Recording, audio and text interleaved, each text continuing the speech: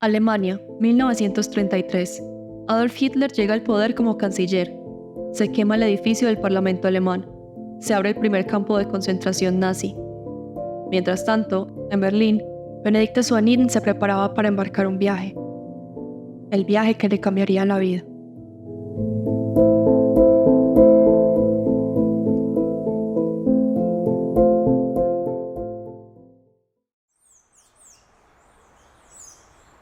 Este es el primer álbum fotográfico de doña Benedikta.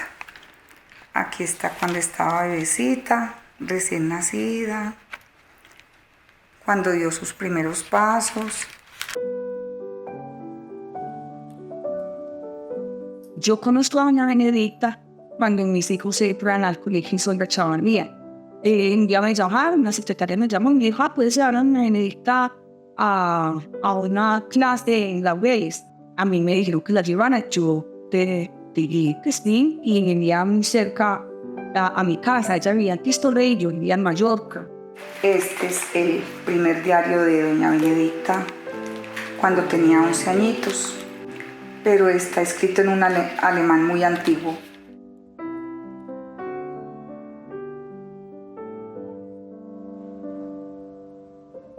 El 18 de agosto de 1910 nace Benedikta Suaniden en Herscheid, un pueblo alemán en el estado federal de Nordrhein-Westfalen, siendo la primera hija del matrimonio entre Arnold Suaniden y Constanza Jacob. Su padre y su madre se habían comprometido en medicina Italia porque su madre era la hija del cónsul de Alemania en Italia. Ella nace en Herscheid, en el norte de Alemania. Ya tenía a su hermanita Ana María. Ana María era enfermera y en la Segunda Guerra Mundial recogió ni su hermano en la guerra. En su juventud, Benedikta es enviada a estudiar en un internado. Pasan los años y se muda a Berlín para dar comienzo a sus estudios de fotografía. El año es 1932, en Berlín. Benedikta se encontraba ansiosa por asistir a un baile con su compañera, pero esta le canceló en el último momento. Benedikta, sin darse por vencida, decide atender por su cuenta, desconociendo que aquella sería una de las noches más importantes de su vida. A pesar de haber llegado sola, Benedikta no tardó mucho tiempo en encontrar su nueva compañía. Esa compañía fue nada más y nada menos que Diego Echavarría Misas. Esperen, ¿quién es Diego Echavarría Misas? Diego Echavarría Misas nace el 25 de febrero de 1895 en Itagüí. Es el sexto hijo del matrimonio entre Ana Josefa Misas y Alejandro Echavarría, reconocido empresario antioqueño, fundador de la textilera Coltejer y del Hospital San Vicente de Paúl. A sus 16 años, Diego es enviado a estudiar a Alemania, descubriendo su amor por Europa. Viaja por todo el continente, trabaja con su padre, invierte su herencia y genera una ganancia para el resto de su vida. Se instala en París y, finalmente, atiende un baile en Berlín. Dicen que fue un amor a primera vista, porque ellos se encontraron en un baile y ella lo vio. Él era una persona, no era alto, pero era una persona muy elegante y bueno, le llamó la atención.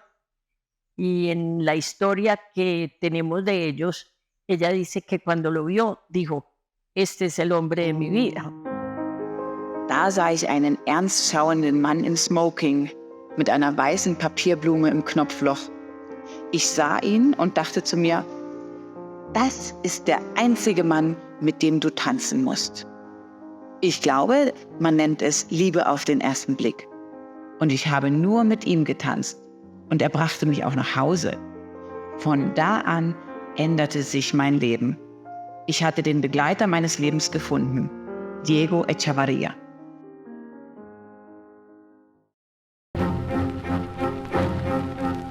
Nos encontramos ahora en 1934. Los estudios de fotografía de Benedikta habían concluido, por lo que decide de una vez por todas embarcarse en camino a la tierra natal de su querido Diego, Colombia.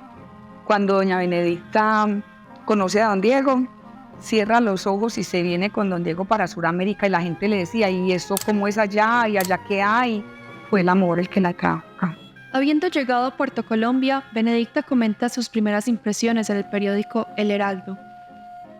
Vi flamear en la brisa agradable y fresca la bandera amarilla, azul y colorada. Me ha llamado mucho la atención los contrastes que se ven a cada paso. Se encuentran quintas blancas con columnas moras emplazadas en bellos y bien cuidados jardines. Y a los pocos pasos veo chozas rodeadas de árboles y hojas secas. Terminada su travesía por Barranquilla, Benedicta y Diego se trasladan a Antioquia, llegando a una campestre hacienda en Itagüí.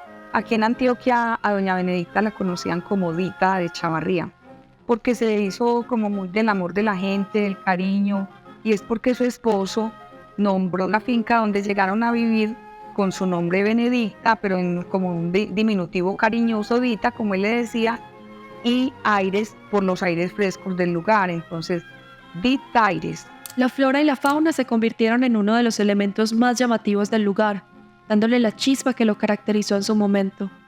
En esta finca, ellos siembran especies de muchas partes del mundo, viajan sobre todo a Sudamérica, Centroamérica, y traen semillas y pequeñas plantas para sembrar, de lo cual luego tuvieron unos frutales espectaculares, al igual que un bosque inmenso. Vivimos en un paraíso donde no falta el verde y las flores. Corro con mis perros por las mangas, campos naturales que aquí nunca se ciegan o cortan porque no se necesita ningún heno para el invierno como en Alemania.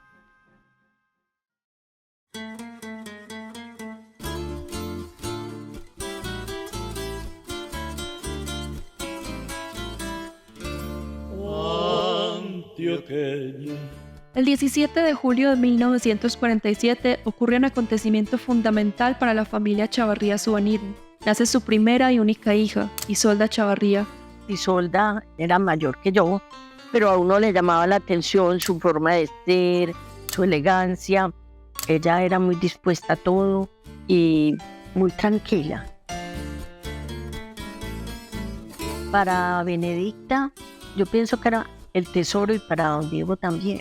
A ver, ese tesoro que hay que educar, que hay que formar, que ellos la educaron muchísimo tiempo aquí, ellos mismos, con una institutriz. De vez en cuando le decían a Isolda si quería tocar el piano, y tocaba, y también tocaba violín.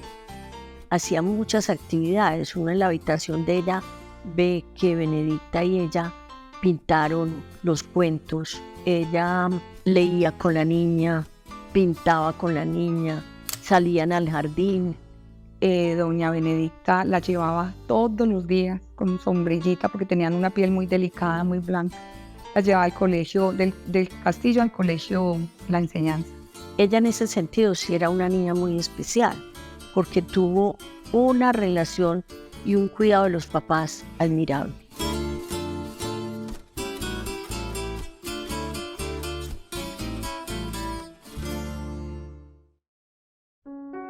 Al nacer Isolda, la familia atraviesa otro acontecimiento importante. Deciden dejar Dita Aires y mudarse a un nuevo hogar. Contrario a lo que la gente se imagina, que como vivían en un castillo debía ser una cosa muy especial, era una vida normal, sencilla. A Diego le gustaba mucho salir al jardín, le encantaba caminar, cuidar los árboles, cuidar las flores. Él tenía un sembrado de rosas muy lindo y lo cuidaba a diario. También en la parte de atrás tenían sembrados de naranja. Y recuerda uno, pues con mucha especialidad, una de las cosas que ellos le ofrecían a uno cuando llegaba acá era jugo de naranja y las galletitas. Eso era lo que le ofrecían a uno, jugos y galletitas. No es que fueran unas personas demasiado abiertas, pero sí estaban muy dispuestas a recibir la gente, a atenderla, todo a su estilo. Era eso muy bonito. Desde que comencé mi investigación sobre Benedicta, pude apreciar el inmenso trabajo que se ha hecho con el fin de conservar la vida y memorias de este personaje. He notado la manera casi familiar en la que se habla de ella, siempre con un doña Dita como sujeto, siempre con una calidez un poco ajena a las figuras históricas. Todo esto toma sentido cuando analizamos la razón por la que la memoria de Benedicta se sigue conservando, cuando analizamos su legado. No es solo el de una alemana que se quedó en Colombia por amor, es el legado de alguien que puso todo de su parte para lograr un cambio, una filántropa, una benefactora, Así es como se recuerda la memoria de Benedicta. Para lograr entender esta memoria, tenemos que hablar sobre su impacto concreto, no solo en Medellín, sino en Antioquia. En 1941, menos de 10 años después de su llegada a Colombia, Benedicta y Diego abrieron el hogar infantil Rotario, en su querido Itagüí. Para 1944 deciden enfocarse en otro tipo de necesidades. Diego nota la carencia de lugares dedicados a la culturización en Itagüí, por lo que se embarca, junto a Dita, en la misión de construir una biblioteca para el municipio, inspirándose en la arquitectura gótica. En 1947 fundan la Clínica de Maternidad de San Antonio de Prado, seguida por su donación de terrenos para la Escuela de Artes y Oficios en Itagüí en 1952 y su fundación del Ancianato de San Antonio de Prado en 1956, con la ayuda de una pequeña Isolda. Isolda fallecería el 1 de abril de 1967 por causa de un síndrome de Guillain-Barré. Bueno, Isolda estaba estudiando en Estados Unidos y se fue a un viaje con Edna Espasa, su amiga, para Puerto Rico. De ahí regresó y se empezó a sentir débil, y la llevaron a la enfermería, ya luego la tuvieron que hospitalizar, y ella no quería que llamaran a sus papás, ella no quería causarles como una preocupación.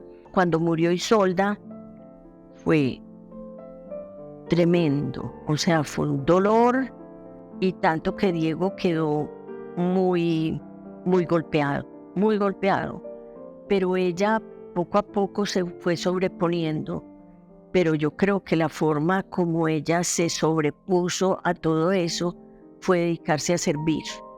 Piensa uno que es algo admirable. Este sería un golpe inimaginable para la familia, mas no significaría el cese de sus actividades como filántropos. La Escuela Pública Isolda Chavarría, en Itagüí, la Biblioteca Pública Isolda Chavarría, en Barbosa, hogar natal de don Alejandro Chavarría. A través de estas obras, Diego y Dita lograron mantener viva la memoria de su amada hija, y a través de la manera en la que educaron a Isolda, orientaron la trayectoria de sus proyectos por venir. En 1968, junto a otros alemanes y colombianos, Benedicta crea la Corporación Colegio Alemán, dando inicio en 1969 a la implementación de la pedagogía alemana en Medellín y el Valle de Aburrá. El colegio tuvo sus inicios en una casa en el poblado, para luego trasladarse al terreno de Ditaires.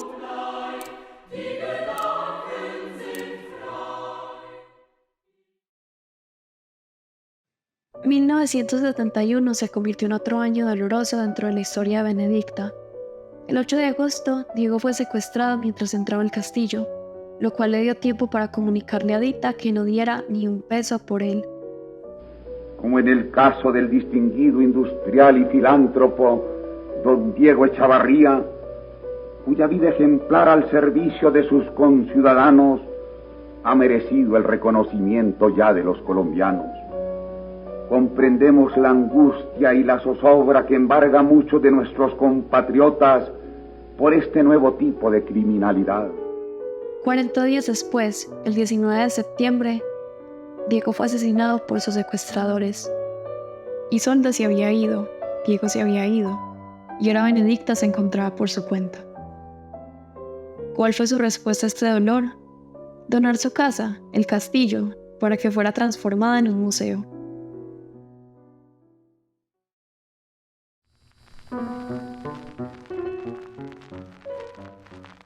Como homenaje póstumo a Diego, que siempre fue un aficionado de la música clásica, Benedicta decide reorganizar la Orquesta Sinfónica de Antioquia en 1972, que había sido fundada por su cuñada, Sofía Chavarría.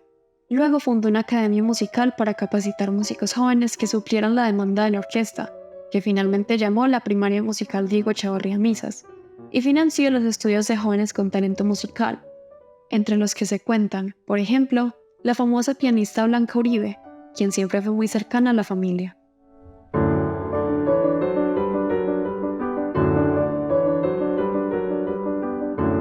En 1975, Benedicta se fue a Alemania para acompañar a su hermana, pero regresó en 1981 porque sentía la necesidad de continuar con su labor en Colombia.